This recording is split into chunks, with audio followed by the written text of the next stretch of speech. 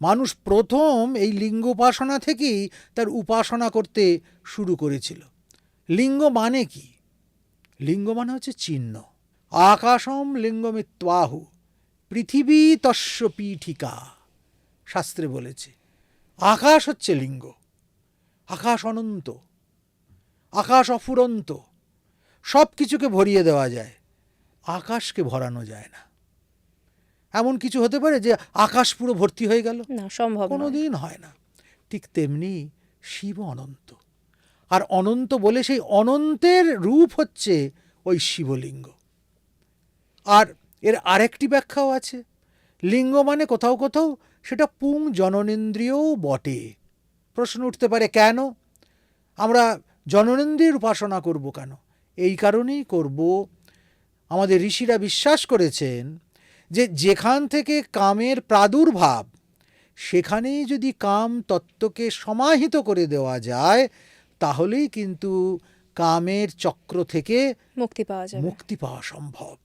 এবং এই পুনরপি জননম পুনরপি মরণম পুনরপি জননী জঠরে শয়নম, বারবার আসছি, বারবার যাচ্ছি, বারবার জননীর গর্ভ আশ্রয় করছি, আর এই দুঃখের পৃথিবীতে ভূমিষ্ঠ হচ্ছি, হয়ে আবার সেই মায়া মোহ মদ এর দ্বারা আমি গ্রস্ত হচ্ছি, আর সেই সংসার চক্র, সেই নিত্যদিনের সংগ্রাম করছি, আবার মৃত্যুর পর আবার নতুন একটা জঠর যে আমরা অবলম্বন করছি। এই যে অলাত চক্র জন্ম মৃত্যুর, এটা থেকে বেরিয়ে যাওয়া যায় কেবলমাত্র যদি শিব তত্ত্বে সমাহিত হওয়া যায়। আর শিব তত্ত্ব মানেই হচ্ছে সেই তত্ত্ব যেখানে কামকে শ্রদ্ধার দৃষ্টিতে দেখা যায়। কেননা যখন শ্রদ্ধা জাগবে, তখন সেটা কেবলমাত্র ক্রীড়া থাকবে না, কামও ক্রীড়া থাকবে না। যেখানেই শ্রদ্ধা, যেখানেই সংযম, যেখানেই পবিত্রতা, সেখান থেকেই নতুন জীবন বোধ সৃষ্টি হবে, নতুন করে আমার ভিতরে চেতনার জাগরণ হবে। তখন আমি বুঝব যে এটা কেবলমাত্র একটা শারীরিক ব্যাসন নিবৃত্তির উপায় নয়, এটা প্রজাধারা সৃষ্টি, এবং এর মধ্যে দিয়ে ভবিষ্যতের দিকে আমরা এগিয়ে যাচ্ছি। মানুষ তখন অনেক সংযত হবে। সেই সংযমের দেবতা বলেই শিবের মূর্তিটি ধ্যানমগ্ন। ব্রহ্মা কিন্তু ধ্যানমগ্ন নন, বিষ্ণু কিন্তু ধ্যানমগ্ন নন, শিব ধ্যানমগ্ন। কেন?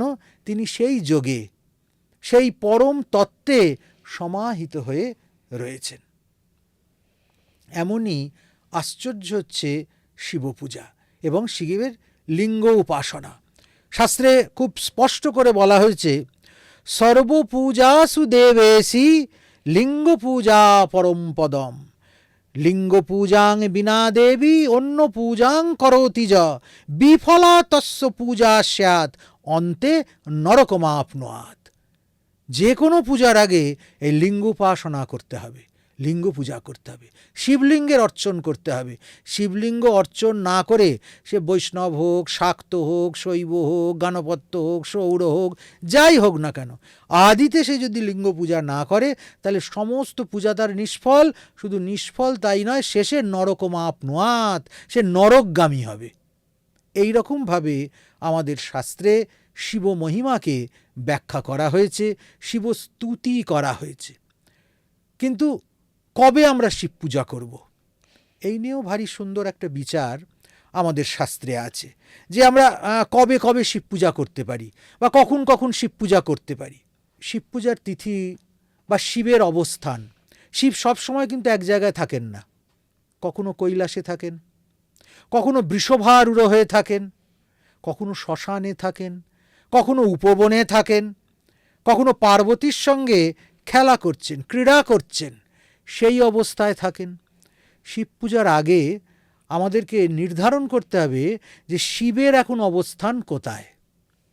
আমি যখন শিব শ্মশানবাসী, তখন যদি তার পূজা করি বা তখন যদি আমি কোনো কামনা নিয়ে তার উপাসনা করি, তাহলে সেটা সম্পূর্ণ নিষ্ফল হবে। আমরা বুঝবো কি করে? সেটার একটা পদ্ধতি আছে। কীরকম পদ্ধতি? প্রথমে বলি, শিব কোথায় থাকলে কি ফল। শিব যখন কৈলাসে আছেন, তখন যদি আমরা পুজো করি, তখন আমাদের সুখ সম্পদ লাভ হবে। শিবস্থিতি নির্ণয় বলে একে। যখন তিনি গৌরীর নিকট আছেন, তখন যদি আমরা তার পূজা করি, তাহলে আমাদের সম্পদ লাভ হবে।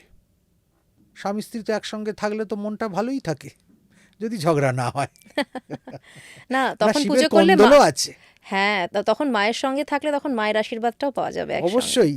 শিব শক্তি সমায়ুক্তং সততং ধর্মমাচরিত, শিব শক্তি একত্রিত করে ধর্মাচরণ করতে হয়।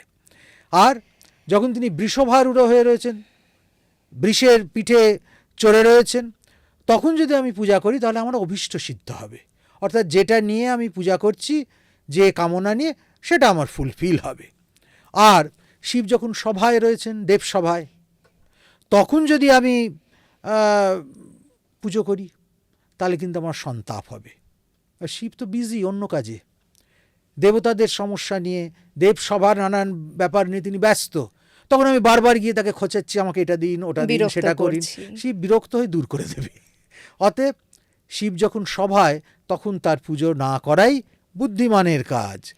আর ভোজন করছেন যখন তিনি, তখন যদি পূজা করি তখন কার্যসিদ্ধি হবে। সহজে বলবে হ্যাঁ যাও, তখন মনটা খুশি শিবের।